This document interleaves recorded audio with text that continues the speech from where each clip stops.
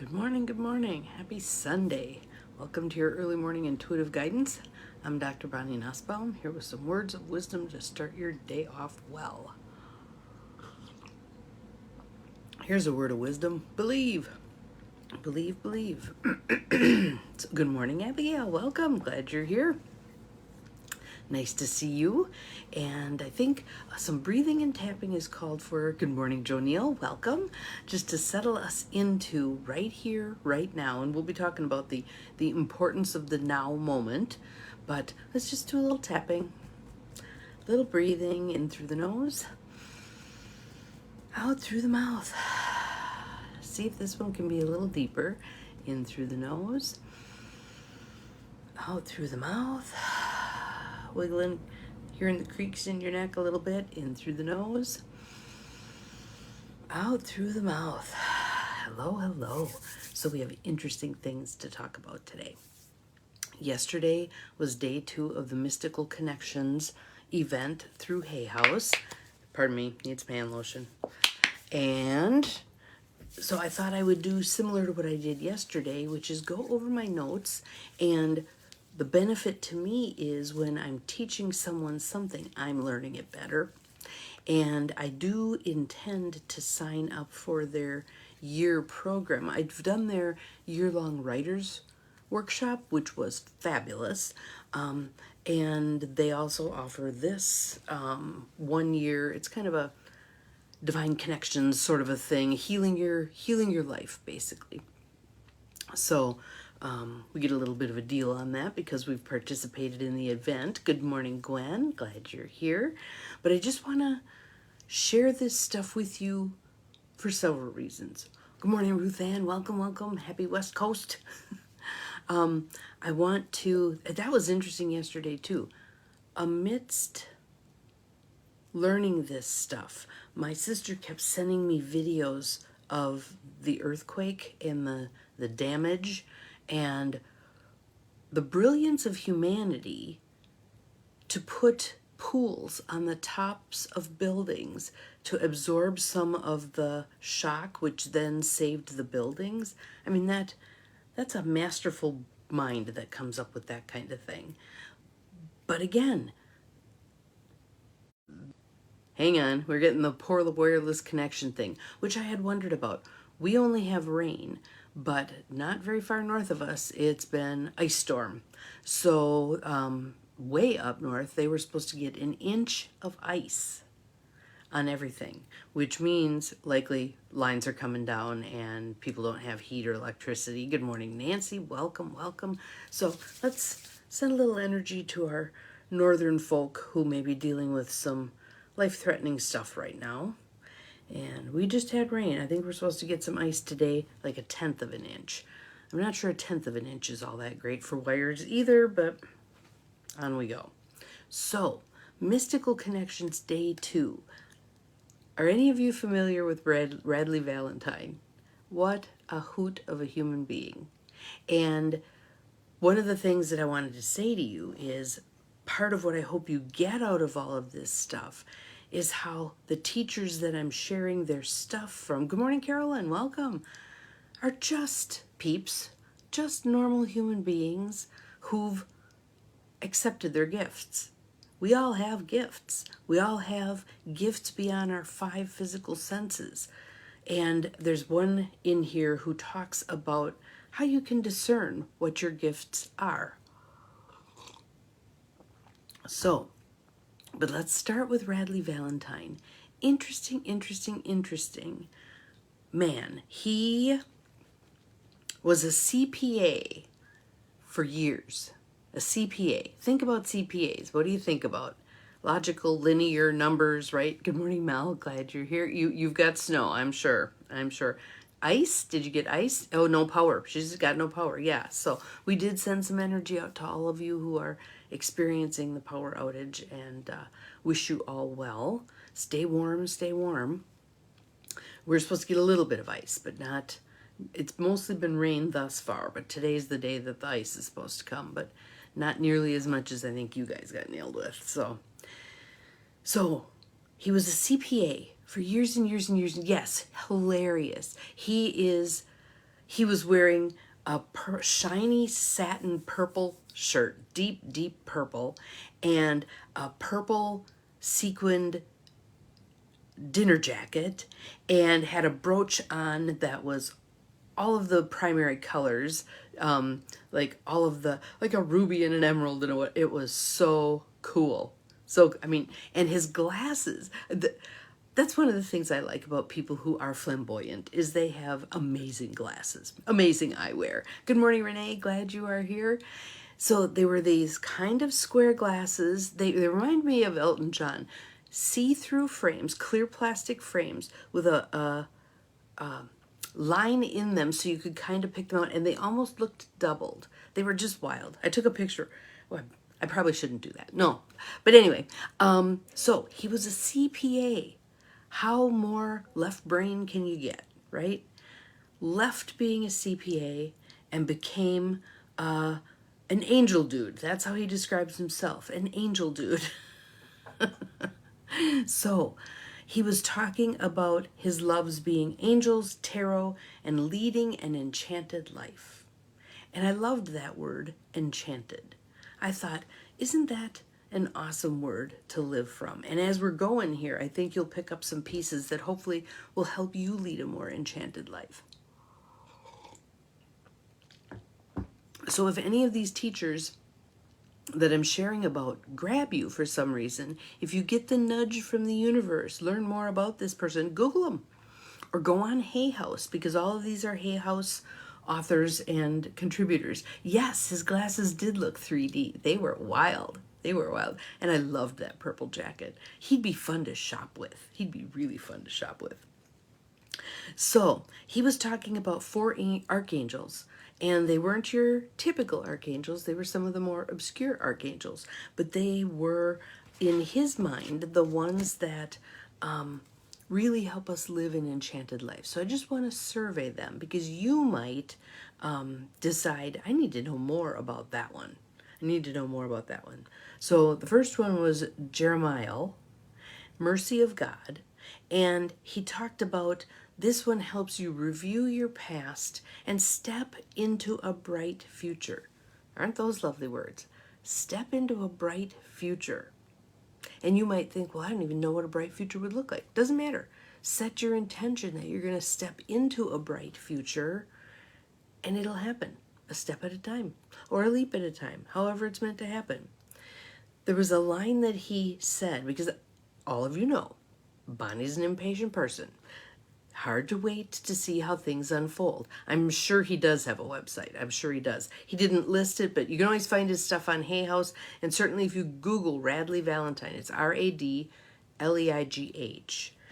Just a cool human. Just trying to reconnect. There we go. A cool human and a cool spirit, a cool life force. Step into a bright future. Thank you, Abigail. I appreciate you putting that up for me.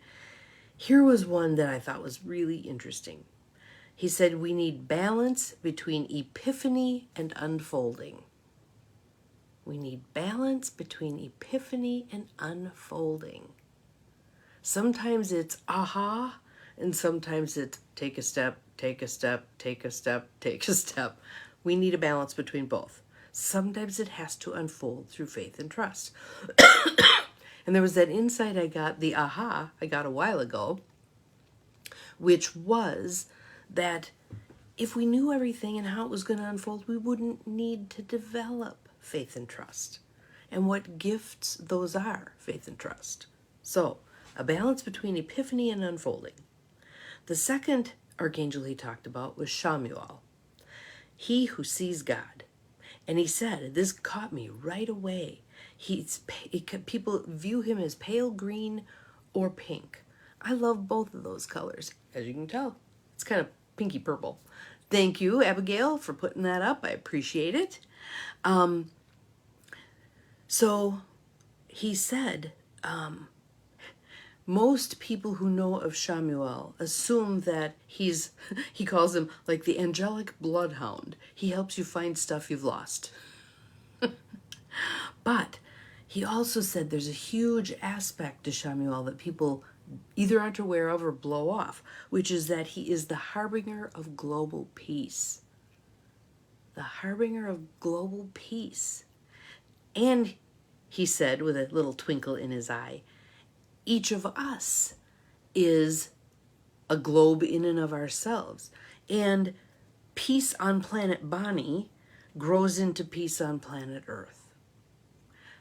So ask yourself, is there peace in planet Jonil? Is there peace in planet Abigail? Is there peace in planet Melanie? Or do we need to work on our own peace first, which gifts peace to the collective? So then he's a quipper. He's got lots of quips and words just kind of, and I find that happens with me too. Sometimes something rolls out of my mouth and I'm like, oh, that's cool, that rhymed. Where did that come from? One of his was, peace is the grease to an easy peasy life. Peace is the grease to an easy peasy life. So the third one he talked about was Raguel, the friend of God, and that's about healing relationships. Power's out by you too, Beth, huh? Yep, there's several of the Yoops that are experiencing power out. Glad you're here, though. Glad you're here. Yes, peace on planet Jonil. Amen and hallelujah. Let the angels sing. So, Raguel is pale blue. One of the things that was so interesting too was several of these individuals did live readings, and several of the people who were picked were wearing the colors of some of these archangels, which I thought was just fascinating. So Raguel brings peace to relationships that are in turmoil. He opens doors for us. He is the divine introducer. So if you want an introduction to somebody, ask, call out to Raguel. I thought that was cool. He brings us into circle with like-minded people. He'll help you find your peeps, okay? Ask. And the last one was Jophiel, the beauty of God. And she is in fuchsia. So if you want to call in beauty, maybe you wear a little bit of fuchsia. He calls her the feng shui angel. And we need to feng shui our lives. So, angel of faith and trust. And he said, I thought this was an interesting point also. Faith is a state of mind. We can cultivate that state of mind. Don't view faith as something outside of yourself that you have to go find. Faith is within. Then he was talking about, and I've heard variations of this, but this one made a ton of sense. You know how there are faith groups who put God in a box, right? View him as a him, view it as a physical form, a human form, locking things in, right?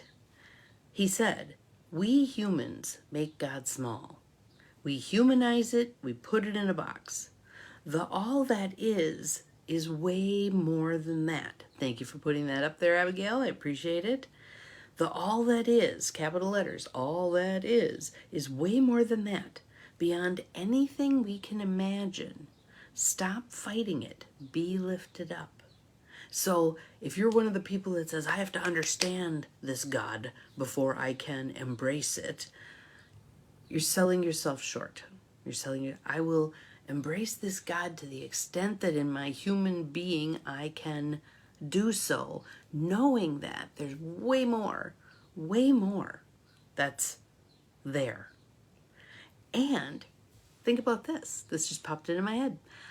As we level up, as we cast off the armor, as we cast off the chains and the shackles, will we not be able to perceive more fully that energy, right?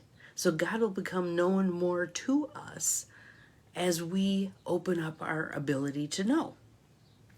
So that was kind of the Radley Valentine stuff, but check him out. He is quite the dude. The next person who was speaking was Sarah Landon, and she was talking about, she just wrote a book on, I think it was 15 success principles to basically unlock what's within you. Don't put God in a box. Absolutely. Thank you, Gwen. I appreciate that. And she talked about this is the great awakening that's happening right now. This is a much greater awakening than anything that has been experienced. Glad our poor little internet, it is just having issues. We appreciate you, internet. You're doing some good stuff here. So the Great Awakening is happening now. And she picked 3 of her top favorite success principles to share with us. The first one, which was number 5 in the book, excuse me, the first part of this we have all heard. The second part of this was like, oh, everything is always happening for you, not to you. And here's the second part, to bring you into new levels of your own personal power so you can create life where you want it to be.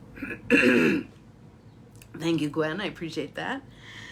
So there's a purpose for the things that are happening for us, not to us, but for us. So let's say some of the people who were making those videotapes of the buildings coming down in Myanmar, that event happened for them, not to them. Be real easy to get caught in it. I'm a victim of this disaster, right? But to bring you into new levels of your own personal power so you can create life where you want it to be. And she posed a question for us to ask ourselves when something gnarly is unfolding. How is this a gift in my life? How is this a gift in my life? Looking for the gifts. And initially, we probably aren't going to be able to see them. We may be able to see a little bit. I think as we up-level, we'll be able to see more and more. Sometimes now, even when something's unfolding that's unpleasant, I can tell myself, there'll be gifts in here. There'll be gifts in here. Doesn't mean I can see them at the time, but a sense that there will be gifts in here. So asking yourself, even if you can't answer the question, how is this a gift in my life? Thank you, Abigail. Appreciate it. Puts you in a position to be looking for the gifts, which is huge. Second one is, all of my power is in the now moment. All of my power is in the now moment. Connections to, sources to harness, all of your own power in this moment. Doesn't matter. Yes, finding the gift. Hey, Linda, welcome, welcome. Happy evening to you. Happy morning to us, but glad you are here. And this tells me there's some good stuff in here for you to hear with your intuitive ears. So all of my power is in the now moment. And from that place, the next perfect step will come. All of my power is in the now moment. And from that place, the next perfect step will come. So focusing on that. And one of the questions, thank you, Abigail. One of the questions to ask yourself is, what is my highest potential? What is my highest potential? Because all of us sell ourselves too short. What is my highest potential? And how many people who are public figures have said that? I had no idea I'd end up here from there. But it was basically just following the breadcrumbs and feeling the discomfort when the universe calls you to step up and step up and step up. I remember sitting in the picture window at the motel after I just moved to another state by myself, bought a motel. I didn't know anything about being an innkeeper, blah, blah, blah. And I thought, man, that really all stretched me to grow, right? And I'm sitting in the front window and I'm pissed at God because something else happened. I don't know, something broke, something fell apart, whatever. It was like, haven't you tested me enough lately? What is this? What is this? But there's the question, what is my highest potential? We are called oftentimes into uncomfortable growth. We're called oftentimes into uncomfortable growth. Yes. Divine timing, you're still awake. Here you are. Yes, yes. So, let's see what else. Many of these speakers talked about journaling and the value of journaling and how to use journaling in different ways. We've talked about writing with your non-dominant hand, asking a question with your dominant hand, writing with the non-dominant hand. It's laborious. I agree. Do it anyway. She also talked about, trying to remember what word she used, but it was basically like an inviting sort of a journaling, letting the hand just go, not stopping. And Julia Cameron talks about that in The Artist's Way. When the pen hits the page, you keep it moving. You just keep it moving. So I love this. In the now moment, the next step will be illuminated.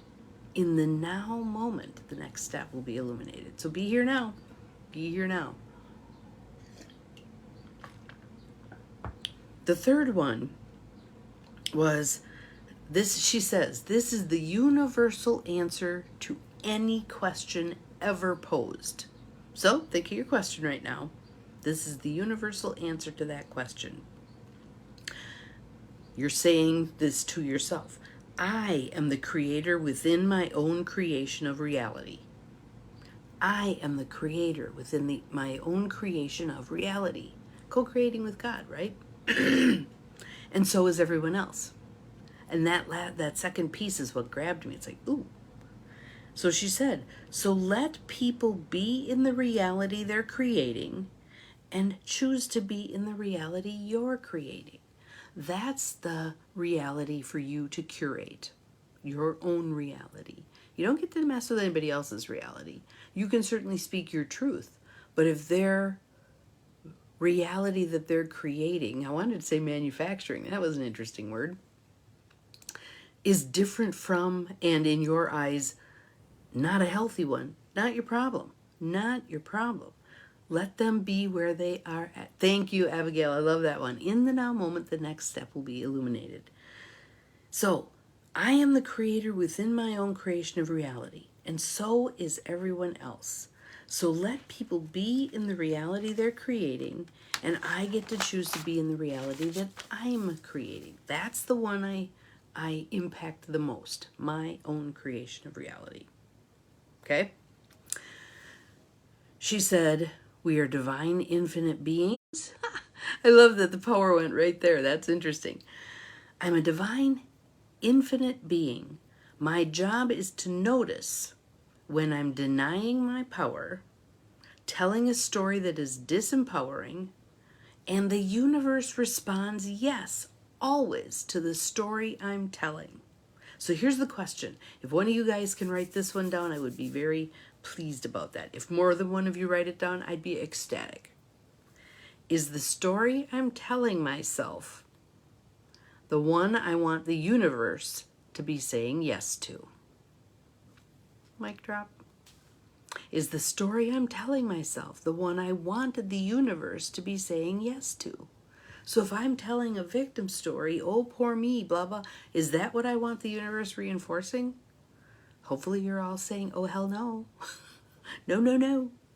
Is the story I'm telling myself the one I want the universe to be saying yes to? Someone had asked about purpose. And she said, the things you're excited about will always lead you to your purpose. The things you're excited about will always lead you to your purpose. And you may think, well, I like underwater basket weaving. I can't make a living at underwater basket weaving. How do you know? Have you tried? Have you tried? And doing what it is you love will open other doors. We've talked in the past about how sad it is that people who love doing something, when they realize, for instance, a sports person, they aren't going to be an Olympian, they quit. No. Do it for the joy of doing it. Do you think everybody who golfs does well? Thank you, Gwen. I appreciate that one. That is such a good question. I need to make a poster of that one, stick that one up somewhere. That is a very useful question. So the things you're excited about will always lead you to your purpose. She was talking, I thought this was such a brilliant insight. Thank you, Abigail. I appreciate it. The more times it's up there, the better. The better. In our current circumstance, this question or this statement that I'm going to make next that let me go back here, Sarah Landon made, I think will put perspective on all of what's going on right now. This will help make sense of Donald Trump and Elon Musk. The greatest wealth on our planet, is consciousness. How conscious do you think those guys are? Who are the people you know? Hopefully you include yourself, who are conscious, who are very conscious of who they are, what their gifts are, what they're here for. That was another thing I loved about Radley Valentine. He does not do that false humility, that humbleness, blah, blah, blah. He knows he's a divine child of God, and he puts it out there, helping to make it acceptable for the rest of us to put it out there. Here I am in my sparkly self, right? Another variation of the question about the gifts. What are all the gifts from a situation I'm in right now? So she suggested that we make a list of all the gifts that are coming out of a certain crappy situation. Or if you have a situation from the past, let's say you went through a particularly ugly divorce. I want you to go back and make a list of what are all the gifts that came from that situation. It can be people you met, wisdom you gained, learnings you had, doors it opened, whatever. Honor that there were gifts in that situation, all right? Then she said, actively receive those gifts. If you're holding them at arm's length, you really can't be done with that circumstance because you haven't taken the gifts yet, right? Actively receive those gifts. So she came up with a little ditty at the time that I thought was kind of fun. Galore, galore, I have everything I need and more. So if you take, let's say, the divorce thing, well, then I met the attorney's assistant who ended up being a friend of mine, or I, thank you for that, Abigail. Yes, is consciousness. Yes. And this is an act of consciousness when you are willing to inventory the gifts that you've gotten from a particularly difficult situation. She shared her story of how she came into doing this work, which was that she was in her 20s, working in corporate America, climbing the ladder, all the things, and she got the phone call from hell that her beloved brother had been killed in a car accident.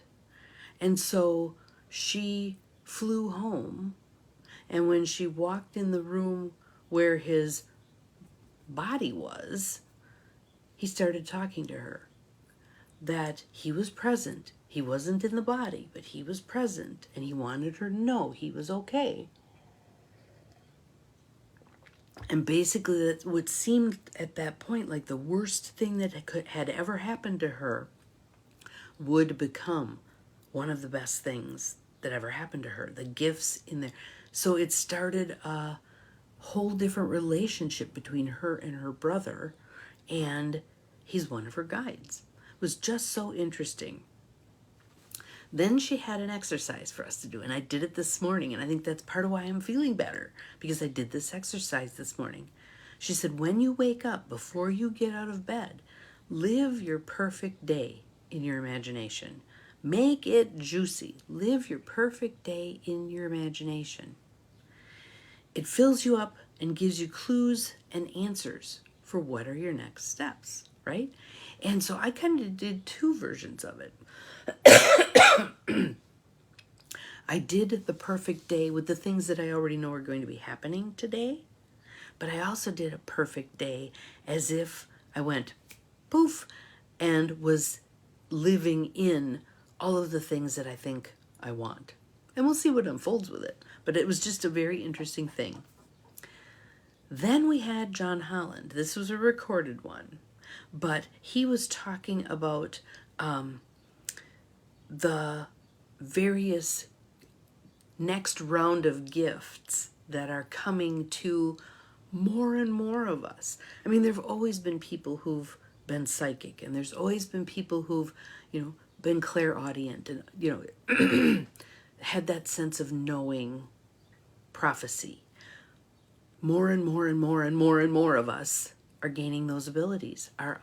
They're in there. We're opening up those abilities. So he said, we need to remember that we are a soul that comes with a body, not a body that comes with a soul. We are a soul that comes with a body. And he said, and I thought this was wisdom, and certainly wisdom for impatient me, before you start connecting to souls on the other side, get to know your own soul first. Thought, well, that's useful. And basically, trying to reconnect, there we are. The more you understand your own gifts, the more you can bless the world with them, and the more you're likely to utilize them. So this was so helpful to me, so helpful to me. So instead of thinking, yeah, Bonnie, you're crazy, this helped me realize, no, these are these gifts unfolding more. So clairsentience, that sense of knowing, he said it's solar plexus. And I'm like, oh, because I always dive to the solar plexus. Yes, I deal with heart. Thank you, Gwen. I appreciate that. I deal with third eye, etc. But solar plexus is really the one that speaks to me. And he talked about, for all of these, 4 things to consider. First one is the chakra system, the energy centers. Second one is auras, the energy around you that we carry around you. Kind of like Pigpen and Charlie Brown. There's that field around him. His is dust, but ours is that aura energy. You can pick up when someone is like walking toxic, right? So auras. Third one was breath. Breath, breath, breath. When all else fails, return to your breath. Return to your breath. And the fourth one was meditation. These are all ways to access these, to empower these within you. So he suggested if I got nothing else out of this whole thing, this was the part that was so helpful to me, that depending on which kind of clair you lean toward the most, and that brings an image to mind of when they're checking you to see which side dominant you are. They stand behind you and give you a little shove, and whichever foot you step forward on, that's usually your dominant side. This is kind of the same thing. These are benchmarks, cues to this being your particular clair. So clairsentience, feelings get hurt easily. Aesthetics are important. Very empathic. Stomach issues. You have gut feelings about people. People often ask you for guidance. Ding, ding, ding, ding, ding. So, and that feels so right to me, that clairsentience, that sense of knowing, is the one that's strongest in me. Next one is clairvoyance, and that's your third eye. And these signals would be things like you don't like the look of something, you dream in color, which he said, by the way, are messages from your soul. You dream in color. You see orbs. You see auras around people. You see energy. You see symbolically. Symbols mean a lot to you. That one is not my strongest suit. It's certainly one I can develop now, but that was so helpful. So who for you does the clairsentience thing with the solar plexus resonate? Who for you does the clairvoyance thing with the third eye resonate? And then clairaudient, throat center. Good morning, Maureen. Glad my poor little energy is getting all fritzy here with all this stuff. Oh, my sister's sending me a message. They've got thunder. That'll make one of her dogs very not happy. So clairaudient, throat center. You get ringing in your ears. Yes. Music playing in your head, yes. And he suggested that pay attention to the title and the words that keep going through your head. I've had John Lennon stuck in my head, All You Need Is Love, for quite some time. It comes and it goes. But what's the message? What's the message? Do you know when somebody's lying? That's that clairaudient thing. I just thought that was so interesting. And then the last one he mentioned, but he didn't really give us the list for, is claircognizant. And it's about the thought process, and a thought process beyond what your physical brain does. So that was, he said, we also need to keep in mind that our true nature is spiritual, not physical. There are a whole lot of people caught in the physical, the 3D, but our true nature is spiritual. So then the last person, well, he also said, fear is manifesting in our world today. Fear, fear, fear, fear, fear. He said, stay in joy, stay in hope. That those will be the antidote to all that fear. So then the last speaker was Shawn Leonard, S-H-A-W-N. He's an Indigenous person, and he is an animal spirit talker.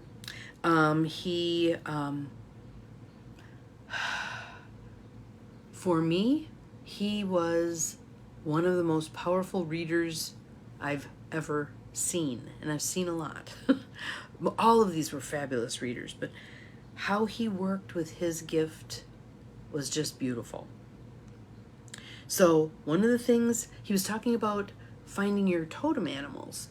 And some of you can have more than one. There might be one that is with you all the time. My friend, Lynn Schuster, Animal Spirit Talker, said that there are some that come into our lives for a period of time, and then they've served their purpose and they leave. He talked about our pets and how they are part of our animal. Eagle. There you go. Yep, I'm Eagle Clan. But there's also bear stuff. I can feel the bear stuff. In one of the shamanic journeys I did, a black leopard came up. And I was like, oh, come on, how cheesy, a black leopard?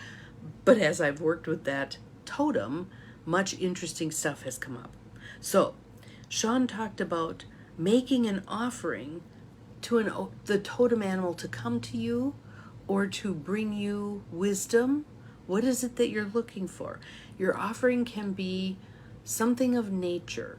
Typically it's tobacco, but I've seen people offer sage. I've seen people offer cedar. I've seen people offer sweetgrass, crystals, stone, whatever, something of nature. It was a great watch yesterday. Absolutely true, Barb. Absolutely true. And so watching him work with people,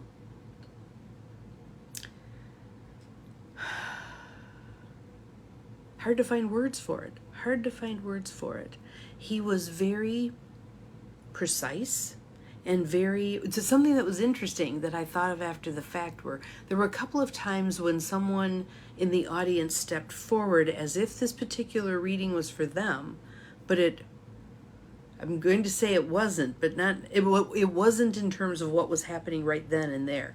But I still think those people who kind of trailered on, what was that term from the first day? Let me find it. Cledon. When you get a message from another's reading, and I think that might have been the call they were hearing, even though the particular reading wasn't necessarily for them. So several of them, he just picks things up. He certainly picks up names, and he picks up the energy of people. So there was a woman whose son had been murdered, and he had many messages for her, and he knew many of the things that she did to stay in connection with him now that he's crossed over. And there was another woman who had lost 2 sons, one to drowning and one to suicide, and Shawn was able to report to her the things that the son whose suicide was the one who was talking the most, but how they knew that she was still wanting to connect with them, sitting on a particular rock, listening to the one son's iPod. It was amazing watching him work. But one of the things that he brought forth Yes, yes, just amazing stuff, amazing stuff. So one of the things that he said, and I've heard this from the Anishinaabe people who lived in the area where I lived and came to the Wabano Lodge that was on the site of the motel, because an indigenous man and his wife owned the motel before I bought it, that the connection to all is such a palpable energy in indigenous groups typically. So he talked about all my relations, and there's words for that in each language. All my relations. We're connected to everything. So he said, talk to the animals. You can talk to the rocks, you can talk to the trees.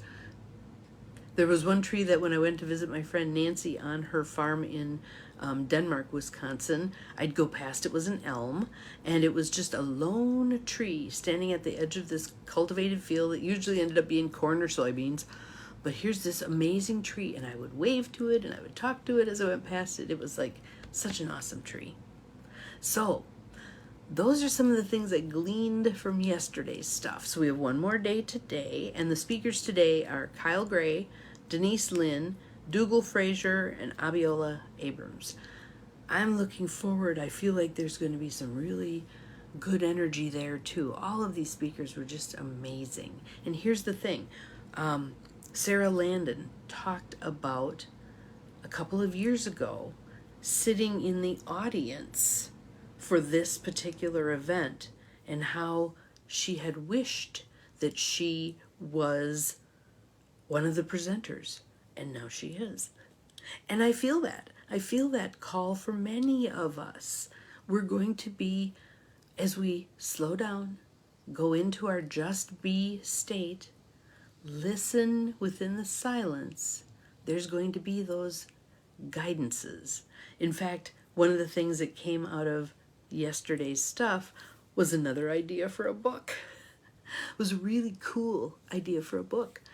So it's someone about my age who's going about her who am I becoming, leaving behind who I was, who am I becoming, and literally visually sees these almost like sparkly, glittery, silver footsteps. When it's time for her to move in a particular direction, she gets this image of the silver, glittery footstep and knows what direction to go. We'll see what unfolds. But, so that's it for today.